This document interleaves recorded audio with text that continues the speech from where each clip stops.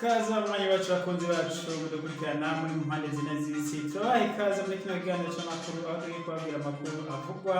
hirya no hino mu mpande z'isi, na cane cane aho tubabwira ivy'intambara y'Uburusiya na Ukraine. Kaze ni muri kino kiganiro. Twongeye kuramutsa rero kandi tubifuriza ikaze muri kino kiganiro c'amakuru aho tugiye kubabwira amakuru avugwa hirya no hino mu mpande zine z'isi. Tubibutsa kugira sabone, kugira subscribe ugakoresha ururimi rw'icongereza. Kaze ni muri ano makuru. Amakuru no musi rero turaherekana mu Uburusiya bumaze imisi 56 buteye igihugu ca Ukraine. Izi ntambara yo kuva ku musi wa mbere gushika no musi intambara ikaba yarabandanije, ariko rero intambara ikabera mu gace ka Donbas region. Kano gace nako na gace ngo twari tubabwira kagizwe n'intara ya Mariupol, ariyo ntara niniya, ndetse n'intara ya Luhansk na Donetsk Republic, ndetse n'intara ya Crimea. Izi ntara zitatu rero zozo zikaba zisanzwe ziri ku Burusiya. Intara ya kane ikaba ari Mariupol. Uburusiya bwari bufashe, ariko nubwo bwari bufashe Uburusiya haracari intambara ikomeye cane rwose kugira ngo ushobore kugumya ino ntara. Twibutse kandi ko ino ntara ari naho intambara uno musi iriko irabera cane rwose, na cane cane mu gace ka Azov. Aka gace ka Azov rero n'agace k'amahinguriro menshi cane, karimo amahinguriro menshi cane rwose, industrialization area, aho basanzwe bahingura ibintu bitandukanye muri kino gice. Aha rero niho hasanzwe hari abasirikare ba Ukraine bataratanga imihoho. Uburusiya rero bukaba bwamenyesheje ko budashaka kubarasa ku bano basirikare, ahubwo bushaka ko bano basirikare ubwabo nyene bwo kwitangira imihoho, bagashira ibigwanisho hasi, maze bakagirwa imbohe z'intambara. Ariko rero ngo abagwanyi bariyo ba Ukraine, abasirikare ba Ukraine bakaba barahiye ko badashaka gutanga imihoho na gatoya, ahubwo bagomba kurwana gushika hanyuma. Nubwo ku munsi w'ejo bamenyesheje ko batagifise ibigwanisho bikwiye, ndetse ko aho bari mu mazu nyegejemo ko bari kumwe n'abakomeretse cyane rwose batarangire bavure, ndetse bavuga ko bari kumwe n'abandi bamaze no gupfa, kuko ngo Uburusiya bwarateyeho amaroketi akomeye cyane rwose. Amaroketi yasambuye bimwe mu bice bya zino nyubakwa maze zibagwa ko bamwe barapfirayo, rero baracariyo n'abinyegejeyo ngo binyegeje hamwe n'imivyimba y'abapfuye. Niko kuri abasirikare ba Ukraine asanzwe muri kano gace nyene nawe ari muri bino bice niko yavuze ejo, aho yatanze amakuru kuri Telegram avuga ko bariyo kandi bishikana kandi bashaka kurwana, ngo nubwo ibigwanisho bisa n'ivy'abaheranye atabikoresho vy'igisirikare bagifise by'ukuri, kubera imisi myinshi bamazeyo atabundi bufasha buvuye hanze baronka. Tukivuga nyene rero ivy'intambara y'Uburusiya muri kano gace ka Mariupol, Uburusiya nabwo buri kurongeza abasirikare ku bwinshi kugira ngo bazibire rwose iyi ntara, kugira ngo ntihagire abandi basirikare ba Ukraine bo kwinjirayo bavuye mu bindi bice barimwo, ngo binjire gutabara aba basirikare bari muri kano gace ka Azov, aho Perezida Putin yavuze ngo babareke, nibumva bananiwe bazokwemera bishikane, ngo ntibabarase. Ubu rero Uburusiya ico bwakoze ni ukuzibira hirya no hino kugira ngo ntihagire abandi baza gutabara, baza gutanga ubufasha, kuko Perezida wa Ukraine Zelensky ejo ku munsi w'ejo bamubajije menshi makuru ku bw'intsinzi Uburusiya buvuga ko bwarose muri ntara ya Mariupol. Perezida Zelensky yavuze ngo ibi ni ivy'akanya gatoya, ngo kuko iyi ntara tugiye kongera kuyibaka, ngo ndetse tubirukangane gushika iwabo. Ibi nivyo Perezida Zelensky yatangaje ibinyamakuru avuga ko intsinzi y'Uburusiya buvuga ko bufise ku ntara ya Mariupol atabiyemera na gato. Avuga ati n'igihe n'akanya gato gusa tukabaka iyo ntara yacu. Uno musi kandi rero hagati y'Uburusiya na Ukraine ibiganiro vyari kubandanya, ariko ibiganiro bikaba vyagiye guhagarara ku munota wa nyuma, aho Uburusiya bwamenyesheje ko kuvyo bwanditse busaba ko Ukraine yo kwishura ko Ukraine itigeze yishura kuri ivyo Uburusiya bwasavye, maze abategetsi ba Ukraine bo bakavuga ko ivyo ubwo butumwa canke iryo kete ry'Uburusiya butigeze buribona. Uburusiya nabwo bukavuga ko haheze imisi 5 buribugitse. Ibi rero vyateye impari hagati y'imigwi ibiri y'abari mu biganiro, maze bituma ibiganiro bihagarara mu gihe Ukraine ivuga ko nta n'akamaro ko kuburana, mu gihe nta n'akamaro ko kugira ibiganiro, mu gihe Uburusiya butemeye gusubira inyuma ngo bureke intara ya Mariupol ndetse ngo bureke n'agace ka Donbas muri rusangi. Ributse ko mu tundi duce n'ubundi hariko hari intambara inyuma y'intara ya Mariupol, tuvuga ko yaguyemo n'abantu benshi cyane gose muri intambara, ariko haraba intambara hirya no hino mu duce twose tuhegereye, intambara zikibandanya ndetse aho biboneka ko abasirikare Burusiya ndetse n'abasirikare ba Ukraine intambara yabo itagiye guhera vuba, kuko ku mpande zose biracaboneka ko hakiri ishaka rikomeye cyane ryo kurwana, ndetse abasirikare ba Ukraine mu duce barimwo biboneka ko biteguye kurwana, ndetse atari vuba gushira ibigwanisho hasi. Mu byo twabonye rero ku ruhande rwa Ukraine, ku basirikare ko Rwanda ku ruhande rwa Ukraine, nuko biboneka ko abanyamahanga babaye benshi cyane gose, na cyane cyane abavuga ururimi rw'icongereza, aba nabo bakaba hari abava mu Bwongereza ndetse no muri Amerika. Ku ruhande rwa Ukraine benshi cyane gose, aba basirikare rero mu ibiganiro byagiye uno munsi bavuga ko biteguye gufasha Ukraine ku gihugu cyose, maze ngo Ukraine ikabona intsinzi. Ndetse ubu icyo ariko barakora no kwimba gusa, ino kugerageza kwimba imyobo yo kunyegezamo no kubamo, kuko babona ko kuba mu makambi Uburusiya bucabuza butera ko amabombe kuyabomora. Ubu rero bahinduye systeme yo kwimba imyobo, ubu basanzwe mu myobo berekanye amahanda kamamwe babamo, aho bavuga ati umusirikare mushasha wisaje icyo bamusaba no kwimba ahantu aba,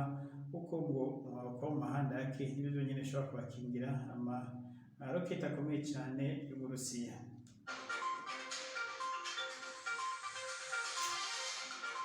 Tukivuga nyine ivy'intambara, Ubufaransa bwongeye kwemera kurungika ibindi bigwanisho byinshi cyane rwose bikomeye, ndetse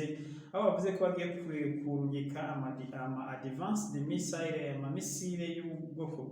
byo mu agezweho akozwe mu buhinga bwa none. Amamisile bukaba azogenda gufasha igisirikare ca Ukraine kwivuna mwasi, ariko mu Bufaransa buvuga bwavuze ati twebwe tugiye gufasha Ukraine tubuhe n'urwanisho, ndetse tuzokwigisha n'abasirikare 40 gukoresha bino bigwanisho, aho Ubufaransa ngo bugiye gutanga amaburende mashasha n'ibindi bikoresho bishasha, bazokwigisha mu basirikare 40 ba Ukraine bazokoresha bino bigwanisho. Maze Ubufaransa butangaza bavuze ngo ariko twebwe ntidushaka kuba involved ngo canke dushaka kugira uruhara muri intambara, ariko ubu Ukraine kuko Ukraine ibigwanisho tugomba kuyiha ibigwanisho. Ibi byamenyeshejwe na Perezida Emmanuel Macron asanzwe hari no muri competition idasanzwe ku munsi w'ejo, ahatazi ko azorusimba mu matora azoba ku munsi w'ejo.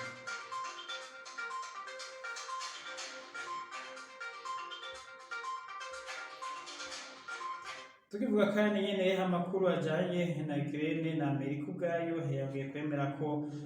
agiye kurungika ibindi bikoresho kandi bikomeye cyane gose byo gufasha igisirikare cya Ukraine kurwana, cyane cyane kuva aho uvuye ku intara ya Mariupol ifashwe bose n'Ubugermani, ndetse bavuze ko bagiye kongereza ibindi bikoresho by'intambara kugira ngo bashigikire igihugu cya Ukraine. Ndetse rero bino bikoresho by'intambara mu kurungikayo bakazorungikayo n'abasirikare baza kwigisha abasirikare ngo ba Ukraine kugira ngo bashobore kubikoresha, kuko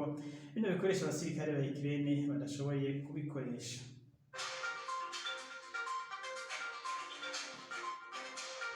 Ibinyamakuru rero byinshi bidahengamiye ku Burayi canke kuri Amerika biriko bivuga ko Uburusiya buriko buragwana na NATO, ahubwo NATO nubwo itaboneka muri no ntambara, ariko bivuga ko ngo n'Uburusiya bwatsinda intambara, ko Uburusiya bizoba bigaragaye ko atakindi gihugu na kimwe cyo kw'isi gihagarara cyo guhagarara imbere, ngo kuko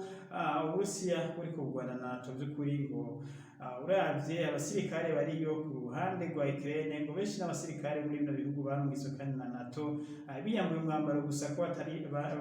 kubaragwana kubagwanira NATO, ariko ngo by'ukuri ibigwanisho byose basanzwe bakoresha muri mu muryango wa NATO, ndetse n'abasirikare karuhariwe y'Abanyamerika canke Abongereza bakaruhariwe mu by'intambara bari deja ngo muri Ukraine kurwana, aho bivuga ko Uburusiya bugatsinda ino ntambara, ko isi izo bibonye ko Uburusiya bukomeye cyane gose mu ntambara atakindi gihugu na kimwe gishobora kubwivanga imbere kuko ngo abavuga ibi bafatira kuko ngo baravye ibigwanisho biriko biva hirya no hino bigenda ngo kandi bino bigwanisho ntabwo bigenda bikoreshwe n'abasirikare ba Ukraine ahubwo bikoreshwa n'abasirikare b'ibino bihugu ngo gusa yambika umwambaro w'abasirikare ba Ukraine maze bakaba aribo bakoresha bino bigwanisho aho bivugwa rero ko abasirikare nibura bashika 1000 b'abanyamerika bahari muri kino gihugu ca Ukraine ndetse ngo n'abandi bashika nk'amajana 8 b'abongereza nabo bahari ngo n'abafaransa ndetse n'abadagi n'ababirigi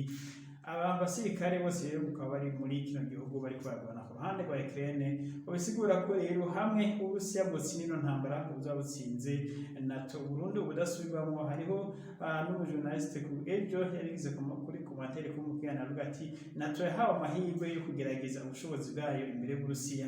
rero reka nibikoreshe turabe ubu rero bivugwa ko abasirikare ba NATO karuhariwe bari muri ino ntambara ndetse bakoresha ubutasi bw'abanyamerika bagakoresha n'ubutasi bw'Ubwongereza ati rero aba bose bateranije bariko bafasha igihugu ca Ukraine muri ino ntambara ati hamwe rero Uburusiya buramuka butsinze ino ntambara bizoba bigaragaye neza bidasubirwamo ko Uburusiya butsinze NATO ndetse butsinze na Amerika n'Uburayi muri rusange ko atawuzokongera guhagarara imbere y'Uburusiya kuko nubwo bavuga ko batari muri intambara ngo ariko ni nko kwigisha abantu kunywa amazi yo mu inzoga ngo by'ukuri biragaragara neza ko 100% bino bihugu byose by'Uburayi na Amerika na NATO muri rusange ko bari muri intambara bari muri Ukraine rero abavuga ko Uburusiya bwananiwe gufata Ukraine ngo nkuko bari babyiteze ati sikwe Uburusiya bwananiwe gufata Ukraine ahubwo ni kubw'inguvu nyinshi cyane rwose NATO na Amerika n'Uburayi bariko barakoresha muri iyi ntambara ati ahubwo biboneka ko kuba Uburusiya bugifise ubushobozi bwo kurwanya ino ntambara nuko biboneka nuko Uburusiya bukomeye cyane rwose mu ntambara ati yaba ari iki gihugu kiba caraherewe kera cyane rwose ngo beravye ubwishi bw'ibigwanisho Amerika irungika Uburayi burungika muri Ukraine ariko Uburusiya bukabandanya bukora bugwana ndetse butera intambwe muri ntambara aho twabwiye ko no ku munsi w'ejo ubutasi bw'Abanyamerika n'Uburayi n'Ubwongereza nako bwaremeje ko Uburusiya buriko burakosora amakosa bwari bwakoze mu ntambara igitangura ngo nko kugenda bari hamwe barungitse imodoka n'isigendera hamwe ibyo Uburusiya bwarabikosoye aho ndetse banamenyesheje ko Uburusiya bugifise amashance yo gutsinda ino ntambara ngo kuko Uburusiya bwarahinduye byinshi cyane rwose mu tactique yabo iyi ntambara ibi rero ngo biboneka ko Uburusiya butarota gutsindwa ino ntambara ku kiguzi icyo cyose nk'uko rero muvyumva nuko abasirikare ba NATO canke Uburayi n'ahandi ivy'intambara babirimwo kuko babikurikirana hafi nibo baguma bamenyesha amakuru ku kanya uravye mu video muri interview ziko zirakorwa n'ibinyamakuru za BBC na za CNN ku rugamba hari abasirikare benshi cyane rwose b'Abanyamerika ku ruhande rwa Ukraine ndetse hakaba n'abasirikare b'Abongereza nibo bagwiriye n'ibindi bihugu bikaba birimo ariko ibihugu bibiri nivyo bigwiriyemo nibo bagwiriye muri kino gihugu ca Ukraine rero kuba intara ya Mariupol yarafashwe ikaja mu ntoke y'Uburusiya n'icyo gihugu coroshe cyane rwose kuko abasirikare bino bihugu bari bari ku bwishi rero ngo hamwe Uburusiya bubandanya komeza ugatsinda intambara ngo NATO na Amerika n'Uburayi ntibosubira kuvugiramo NATO izoba itsinzwe burundu ubudasubirwamo itsinzwe n'Uburusiya. Tubandanye n'amakuru avugwa handi amakuru tugiye kubabwira amakuru ababaje muri Afrika muri Kenya perezida wa gatatu wa Kenya Mwai Kibaki yaritavye Imana ku munsi w'ejo aho rero ubu muri Kenya ari kigandaro ndetse no muri East Africa muri rusangi bakaba bariko bategura ko azovugwa nuko abanyagihugu bazomusezera kandi turamenyekana umunsi wa ryari nyakubahwa Mwai Kibaki azoshinguranwa iteka twibutse ko Mwai Kibaki kuba atagize amahirwe yo kumubona ari perezida Mwai Kibaki niwe perezida yatwaye neza cyane rwose muri Kenya kuva mu 2007 gushika mu 2013 Mwai Kibaki akaba ari yaramutswaye igihugu cya Kenya akaba yazanye iterambere iboneka cyane rwose ndetse ku ntwaro yiwe igihugu cya Kenya ari gifite ubutunzi bwinshi cyane rwose ico gihe ndetse idolari ry'abanyamerika amadolari 100 y'abanyamerika yagugwa hagati y'ibihumbi 6 n'ibihumbi 7 vy'amashiringi y'abanyakenya kwa bizi. Ico gihe nanje ubwanje nari ndi muri Kenya, narabaye muri Kenya ku ntwaro ya Perezida Mwai Kibaki. Kenya yari itunze cane gose ndetse ibintu vyari bizimbutse ku rugero nini cane gose. Niyo perezida yavuga ko yatwaye neza muri Kenya kurusha abandi baperezida bose. Rero tukaba tuvuze natwe ti Imana imwakire mu bwami bwayo, aruhuke amahoro. Ayandi makuru ariko aravugwa hirya no hino, hari amakuru muri Israeli na Palestina n'ubuhanguye kuba imishamirano, aho abanyapalestina bari baje mu musigiti gusenga. Umusigiti bivuga ko wubatswe ahahoze hari ingoro ya Salomo. Umusigiti rero abafise ukwizera ko abayuda nabo baza bagasengeraho, ndetse n'abayisilamu mu gihe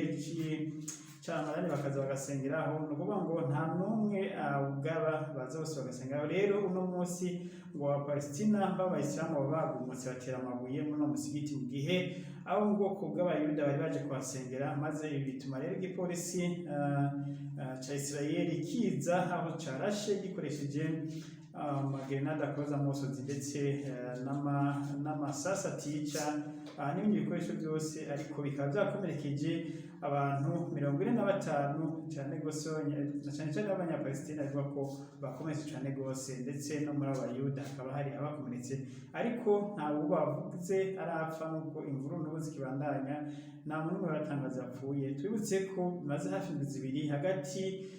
y'abanyapalestina n'abanyayisirayeli hari imvururu mu gihe cose cy'Amadani. Kano gace kaba karimo imvururu, nibimenyerewe cyane gose kuba muri kano gace kubibona. Rero kino gihe kigeze, abasirikare n'abapolisi ba Israeli bamagaze cyane gose bari hafi, kuko bazi ko umwanya n'umwanya imvururu ziba zishobora kwaduka.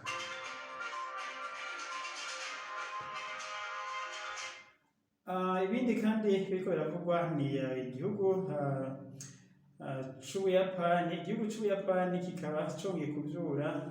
ico bokwita ngo ni kese canke urubanza hagati y'Uburusiya ku ma-island abiri, ama-island ari mu gace ka Pacifique. Aya ma-island asanzwe agenzurwa n'Uburusiya, ariko Uburusiya bukaba bwarayatse igihugu ca Pakistani mu gihe c'intambara ya kabiri y'isi. Ubu rero bakaba barekarama ko bubasubiza ku nguvu aya ma-island abiri, ariko Uburusiya bukaba buvuga ko butarota buyabasubiza. Ntawizi rero uko igiye kugenda, kuko biboneka ko hari ubushamirana cane gose bukomeye, ndetse ko Uburusiya bukaba naho bwahashize abasirikare benshi, no mu gihe kurundi ruhande nabo bahashize abasirikare. Ni ibiro muri rusange vy'amakuru ariko aravugwa hirya no hino kw'isi. Turazagaruka tubabwira ayandi ariko aravugwa hirya no hino kw'isi, kuko cyane cyane amakuru ariko aravugwa ni menshi, ariko niyo y'ingenzi cyane cyane kuko isi ubu focus nze ku ntambara iri kuraba hagati y'Uburusiya na Ukraine. Tubibutsa rero kandi bwira sabone, bwira subscribe abadukurikirana mwese. Murakoze cyane gose, Imana